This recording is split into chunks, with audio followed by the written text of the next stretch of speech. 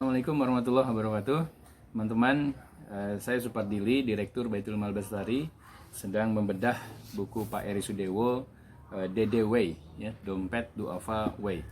Kita sekarang sudah sampai ke prinsip yang keempat, ya, dari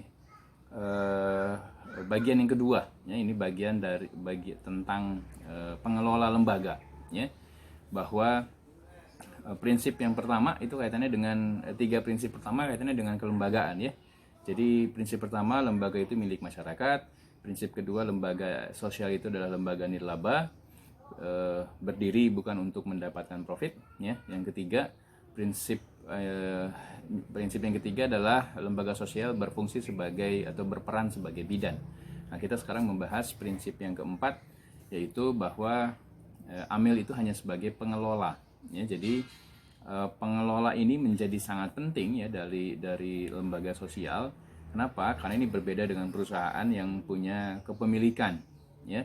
Pemilik lembaga sosial masyarakat, ya. Nah, amil itu berfungsi sebagai, dalam hal ini lembaga amil zakat, maka amil itu berfungsi sebagai pengelola saja kemudian, ya. Bukan pemilik, ya. Ingat para amil, ya, bukan pemilik. Nah, jadi ini menjadi penting, ya. Kenapa? Karena amil itu kaitannya dengan ada tiga motif orang itu untuk bekerja, ya. Satu, cari uang, ya. Yang kedua adalah aktualisasi diri.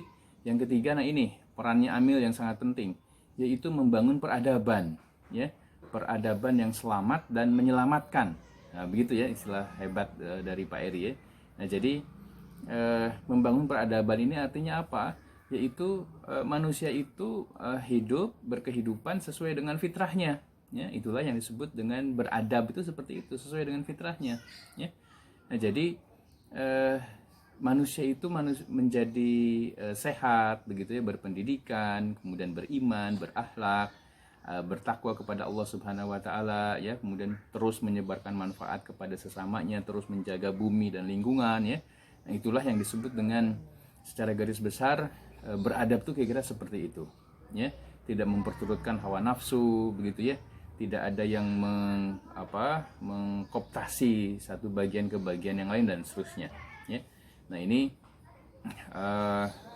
amil berfungsi sebagai pengelola lembaga sosial ini kemudian, ya. Nah, amil itu sebagai pengelola, maka bedakan dia dengan, jangan sampai ada istilah amil ini seperti meminta-minta, ya, kepada masyarakat, meminta-minta dana. Tidak, jauh sekali amil itu dari meminta-minta, ya. Kalau ada peminta-minta, ya, di jalan misalnya atau datang ke rumah kita, maka yang ia minta itu untuk dirinya sendiri, ya.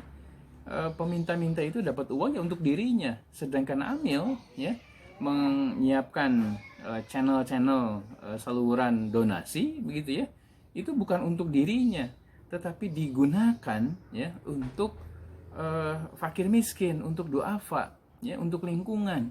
Jadi sangat berbeda jauh, ya, sangat berbeda jauh. Yang satu itu hina, yang kedua itu sangat mulia kemudian, ya. Nah, terkait mulia ini nanti kita bahas di bagian yang berikutnya, ya. Nah, jadi itulah amil, ya. Menurut Pak Eri, amil ini posisinya strategis, ya. Kenapa? Karena dia kemudian menerima dana dari masyarakat, dari muzaki, ya, dari donatur, kemudian dikelola. Dikelola ini bukan hanya sekedar bagi-bagi uang, ya, tapi harus sampai pada tingkat bisa mengkreasi program yang efektif untuk mengentaskan kemiskinan, program yang efektif untuk menjaga kesehatan masyarakat, program yang efektif untuk kemudian bisa menumbuhkan roda perekonomian umat kemudian, ya. Jadi sangat sangat luar biasa, sangat strategis kemudian, sehingga amil itu harus cerdas, amil itu harus sehat, amil itu harus senang baca buku, ya.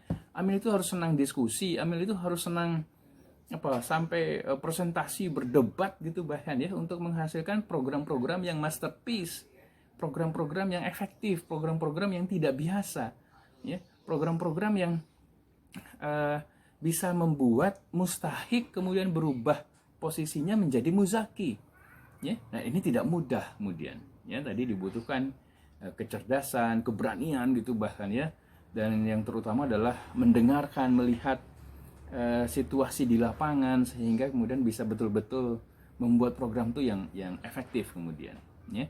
Nah, ini perannya Amil menjadi sangat luar biasa. Dan zakat itu kan hanya 2,5%, ya, 2,5%. Nah, jadi kecil, ya, kecil. Nah, bagaimana peran Amil membuat dana zakat yang kecil ini, ya, dana zakat yang kecil kemudian bisa dampaknya bisa besar. Wah, ini kan butuh kecerdasan, ya.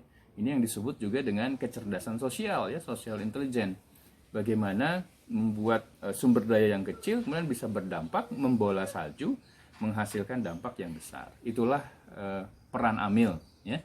Amil termasuk juga mustahik zakat sebetulnya, ya. Jadi ada 8 mustahik, ya, menurut Al-Qur'an di surat ke-9, ya, surat At-Taubah ayat ke-60.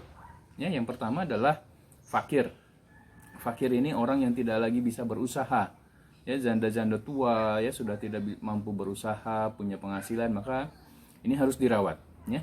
Yang kedua miskin, ya, miskin itu pekerja lepas, begitu, ya, kuli dan seterusnya yang penghasilannya tidak mencukupi kebutuhannya, ya. Kebutuhannya 1 juta, pendapatannya hanya 500.000, 600.000, gitu, ya, kekurangan, serba kekurangan, maka disebutnya miskin, ya. Dan yang ketiga amil. Ini tadi mustahik yang justru perannya sangat strategis. Yang keempat itu yang disebut dengan mu'alaf, ya. Yang keempat itu mu'alaf, orang yang kemudian baru masuk Islam. Yang kelima adalah budak, ya. Perbudakan zaman sekarang tentu saja sudah tidak ada, tapi kita harus lihat, harus cermat apakah praktek perbudakan yang modern seperti apa, ya, nanti kita lihat. Yang ke berapa? Yang keenam, ya, itu adalah gharimin, orang yang berutang. Wah, ini banyak sekali sekarang sebetulnya, ya, banyak sekali orang yang berutang. Yang ketujuh adalah fisabilillah, ya, orang-orang yang sedang belajar, ya, siswa-siswa, kemudian kesulitan kesulitan dana dan seterusnya, ini masuk fisabilillah. Dan yang kedelapan adalah ibnu sabil, ya, orang yang sedang dalam perjalanan, kehabisan bekal atau bekalnya kecurian, nah itu berhak menerima zakat. Nah, di antara kedelapan ini amil adalah menjadi mustahik yang strategis. Nah, selingan, ya, teman-teman, saya menggunakan kaos Baitul Mal Masjid. Baitul Mal Masjid adalah program dari Baitul Mal Bestari Indonesia untuk menumbuhkan kelembagaan Baitul Mal di masjid-masjid kita, ya, di masjid-masjid kita. Nanti secara khusus kita akan uraikan tentang Baitul Mal Masjid, ya. Tetapi yang jelas ini program untuk menumbuhkan lebih banyak lagi lembaga-lembaga sosial di masyarakat sebetulnya, ya, lembaga-lembaga amil di masyarakat, sehingga kalau makin banyak, ya, kita berharap tadi zakat yang receh itu, ya, yang 2,5% yang kecil itu kemudian bisa berdampak besar, ya. Ini karena kemudian dilakukan dengan kejamaahan yang sangat kuat.